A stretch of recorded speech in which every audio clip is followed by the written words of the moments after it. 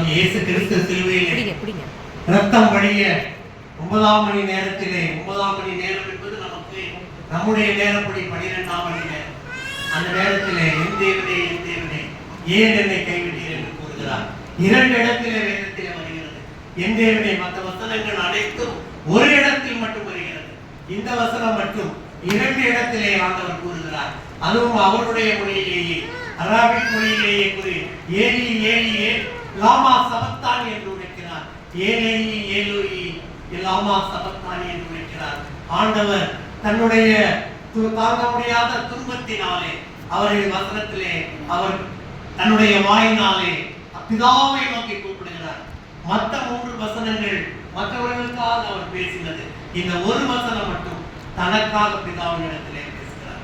கைவிட்டீர் என்று யோசுவாவிலே ஆண்டவர் சொல்கிறார். இது அருளுரையாளர்களே, தலை சிறந்த அருளுரையாளர்களே, இந்த வசனம் விளங்கிக் கொள்ள முடியாத புதிராகவும் ரகசியமாகவும் இருக்கிறது என்று இருக்கிறது.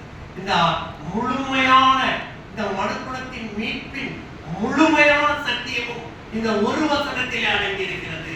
பிதாவை நோக்கி அவர் கூப்பிடுகிறார். என் தேவனே ஏன் என்னை கைவிட்டீர்? யோசுவாவிலே ஆண்டவர் சொல்கிறார், நான் உன்னை விட்டு விலகுவதும் இல்லை, உன்னை கைவிடுவதும் இல்லை, நீதிமான் ஒருபோதும் கைவிடப்படுவதில்லை என்று சொல்கிறார். அப்பொழுது ஆண்டவர் ஏன் அந்த நேரத்திலே இமைப்பொழுது தன் முகத்தை மறைத்துக் கொண்டார்?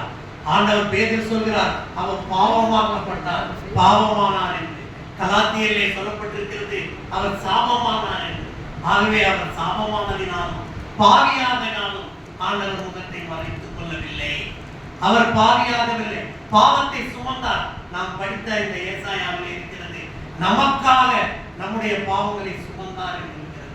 பாவத்தை சுமந்தார். நாம் ஒரு உதாரணத்திற்கு ஒன்றை எடுத்துக்கொண்டு வேண்டாம். நம்முடைய வீடுகளிலே அநேக ஒவ்வொரு நாளும் 2 நாளைக்கு ஒரு முறை நம்முடைய குப்பைகளை எல்லாம் பார்த்தீங்கன்னா அதை சுமந்து செல்கிற மனிதனை அவர் குப்பைகளை சுமந்து செல்கிறார் என்று சொல்லுவோம். அவரே குப்பை அல்ல. அதுதான் இங்கே பாவத்தை சுமந்தார். நம்முடைய மீட்புக்காக நாம் கெட்டு போகாமல், நாட்டம் எடுக்காமல் மீட்பை பெற வேண்டும் என்பதற்காக நம்மை பாவத்தை அவர் சுமந்ததினாலே அவர் பாவி அல்ல, அவர் பாவத்தை சுமந்த அவர் நின்ற மனிதராக இருக்கின்றார். அந்த இடத்திலே அவர் கல்வாரி கெச்சமனே தோட்டத்திலே இது பாத்திரம் என்னை விட்டு நீங்க கூடுமானால் நீங்கட்டும் என்று சொல்கிறார். ஆகவே அவர் மனுஷீகத்திலே இருக்கிறார். ஆண்டவர் பிதாவானவர் அவருடைய திட்டத்தை நிறைவேற்றுவதற்கு ஏசாயாவிலே நாம் பார்த்தது போல அவரை நொறுக்கி அவரை பாடுபடுத்த சித்தமானார். அவரை பாடுபடுத்தவும் செய்யணும், மீட்பையும் செய்யணும். ஒரு அரசர் தீர்ப்பு சொல்கிறார், தன் மகன் தப்பு செய்தால் 2 கண்களை எடுக்கணும் என்று அரசனுடைய சட்டம். ஆனா அவர் தன் மகன் தப்பு செஞ்ச உடனே அவருடைய 2 கண்களையுமே எடுக்கிறதுக்கான சூழ்நிலை வரப்படுது. 2 கண்களை எடுத்து விட்டார் மகன். வாழ்நாள் முழுவதும் பார்வையில்லாமல் போய்விடுவார்கள் என்று அந்த அரசர், ஒரு கண்ணை மகனிடத்திலிருந்து எடுங்கள், இன்னொரு கண்ணை என்னிடத்தில் எடுங்கள் என்று சொல்லி அவர் அதை நிறைவேற்ற. ஆனால் பிதாவானவர் அப்படி அல்ல. அவர் முழுமையாக, நாம் ஏசாயாவிலே பார்த்தது போல, அவர் முழுமையாக நொறுக்க சித்தமாகி அவர் பாடுபடுத்தினார் என்று இருக்கு. அப்பொழுது ஏன் இந்த அவர் முகத்தை மறைக்க வேண்டும்? ஏசாயாவிலே சொன்னது போல அவர் இமைப்பொழுது அது எல்லாமே ஆண்டவருக்கு தெரியும்.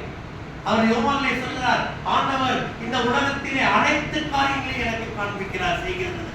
அப்ப இமைப்பொழுதில் அவர் மறைப்பதற்கான நோக்கம், அந்த ரத்தம் சிந்துகிற போது ஆண்டவர் எப்படி இருக்கிறார்? ஆபேலின் ரத்தம், ஆதி ஆரம்பத்திலே ஆபேலின் ரத்தம் சிந்தப்படும் பொழுது தாயினை நோக்கி ஆண்டவர் சொல்கிறார், ஆபேலே ரத்தம் என்னை நோக்கி கூப்பிடுகிறது என்று சொல்கிறார். அங்கே சகரியா ரத்தம் பலிபீடத்திலே ரத்தம் சிந்தும் பொழுது அவர் சொல்கிறார். அப்பொழுது மனஸ்தாபப்படுகிறார். ஸ்தேவானுடைய ரத்தம் சிந்தப்படும் பொழுது அவருடைய முகத்தை பிரகாசிக்க பண்ணுகிறார். அப்படிப்பட்ட ஆண்டவர் தன்னுடைய ஒரே பேரான குமாரன் ரத்தம் சிந்தும் பொழுது அவருடைய உள்ளத்திலே இருக்கின்ற வேதனைகளினாலே அவர் பாடுகளுக்கு உட்படுத்தி நீதியையும் நிறைவேற்ற வேண்டும், தன் குமாரனை பாடுகளுக்கு உட்படுத்த வேண்டும். இந்த சூழ்நிலையிலே இமைப்பொழுதிலே தன்னை திருப்பிக் கொள்கிறார். எவ்வளவாக நமக்கு பாடுபட்டார் இயேசு. தன்னுடைய சரீரம் பிற்கப்பட்டு 9ஆம் மணி வேளை கிட்டத்தட்ட 3 மணி நேரமாக ஆண்டவர் சிலுவையிலே தூங்கி ரத்தம் சிந்தி சரீரம் பிற்கப்பட்டு வாரினால் அடிக்கப்பட்டு முள்முடி சூட்டப்பட்டு அவர் அங்கே ரத்தம் சிந்திக் கொண்டிருக்கும் பொழுது அதிலே மனஸ்தாபப்பட்டு இன்மை பொழுதில் திருப்பிக் கொண்டே ஆனாலும் உன்னை நான் இரக்கமாக உருக்கமான இரக்கங்களினால் உன்னை சேர்த்துக் கொள்வேன் மகனே என்று அவர் அங்கே அவரை அரவணைக்கிறார். என் தேவன் அங்கே அவரை அரவணைக்கிறார். இமை பொழுதில் நான் பிரிந்தேன். ஆக நம்முடைய மீட்புக்காக நம்முடைய ரத்தத்திற்காக அங்கே ஆண்டவர் அந்த சூழ்நிலையிலும் வசனத்தின் மூலமாக தேவனிடத்திலே பேசுகிறார். என் தேவனே, சங்கீதம் 22 சங்கீதக்காரர் சொல்வது போல, என் தேவனே ஏன் என்னை கைவிட்டீர் என்று கேட்கிறார். அவர் ஊழியத்தை தொடரும் பொழுது, பிசாசு அவரை சோதித்த பொழுது வசனத்தினால் சொன்னார்களா, மனுஷன் அப்பத்தினால் மாத்திரம் அல்ல, தேவனுடைய ஒவ்வொரு வார்த்தையும் பிழைப்பார் என்றார் சொன்னார். ஆகவேதான் அதே வார்த்தையை தேவனிடத்திலே சொல்கிறார். நமக்கு ஒரு முன்மாதிரியாக சொல்கிறார். நீ வீண் வார்த்தைகள் நடப்பாதே. உன்னுடைய பாடுகள், உன்னுடைய துக்கங்கள், உன்னுடைய வேதனைகள் இருக்கும் பொழுது என் வார்த்தையினால் நீ என்னை நோக்கி கூப்பிடு என்று ஆண்டவர் சொல்கிறார். உலகத்தில் உத்தரவுகள் உண்டே, ஆனால் உலகத்தை ஜெயித்தேன். ஆகவே நீ என்னை நோக்கி கூப்பிடு, வார்த்தைகளால் கூப்பிடு. பலம் இல்லையா? சத்துவங்களுக்கு சத்துவம் கொடுப்பேன் என்று சொன்னீரே. காட்டாமிருகத்துக்கு கொடுத்த பலத்தை நீ வார்த்தைகளால் என்னை கூப்பிடு என்று ஆண்டவர் அங்கே முன்னுதாரணமாக வைக்கிறார். ஆனால் ஏன் இந்த காரியத்தில்? அது பாவத்தினால் வந்த காரியங்கள் அல்ல, தேவ பிரசன்னத்தினால் வந்த காரியங்கள். அங்கே சீனாய் மலையிலே அங்கே மோசேயோடு வந்த காரியங்கள், அந்த ஆண்டவருடைய பிரசன்னத்தால் வந்த காரியங்கள். அதே நேரத்திலே உபாகமத்திலே வந்தது, அந்த மலைகளிலும் மேகத்திலும் வந்த காரியங்கள் தேவன் இருந்தது. 1 ராஜாக்களிலே சொல்கிறார், நான் காரிலே வாசம் பண்ணுவேன் என்று சொல்கிறார். ஆக ஆண்டவர் தன் குமாரன் அப்படி அடிக்கப்பட்ட பொழுது அந்த பூமி முழுவதும், தான் படைத்த பூமி முழுவதுமாக காரினால் சூழப்பட்டு தேவனுடைய பிரசன்னத்தை காய்கிறார். எங்கே எலியாவை கூப்பிடுகிறார் என்று அவமானப்படுத்தினார்களோ, எங்கே அவர் எலியா ரட்சிப்பானா பார்க்கலாம் என்று அவமானப்படுத்தினார்களோ, அதே இடத்தில் அந்த கல்வாரி கெச்சேவனை தோட்டத்திலே ஆண்டவர் கடைசியாக சொன்னார், சீக்கிரத்தில் என்னை தேவன் மகிமைப்படுத்துவார். யூதாஸ் காரியோத் சென்ற பின்பு அவர் சொன்ன வார்த்தை, சீக்கிரமாக மகிமைப்படுத்துவார். அதே வார்த்தையை தேவன் சிலுவையிலே மகிமைப்படுத்தினார். மெய்யாகவே அந்த சிலுவையில் அறைந்தவர்கள் அவரை நோக்கி பார்த்து மெய்யாகவே தேவனுடைய குமாரன் சொன்னார்கள். வேதத்திலே இருக்கிறது. எனக்கு பிரியமானவர்களே, ஆக ஆண்டவர் அப்படிப்பட்ட ஆண்டவர் இருக்கிறார். இது எல்லாம் நொறுக்கப்பட்டால் எதற்காக? தம்முடைய ஒரே பேரான குமாரனை விசுவாசிக்கிறவனோ அவர் கெட்டு போகாமல் நித்திய ஜீவனை அடையும்படிக்கு இவ்வளவாய் உலகத்தில் அன்பு கூர்ந்தார்.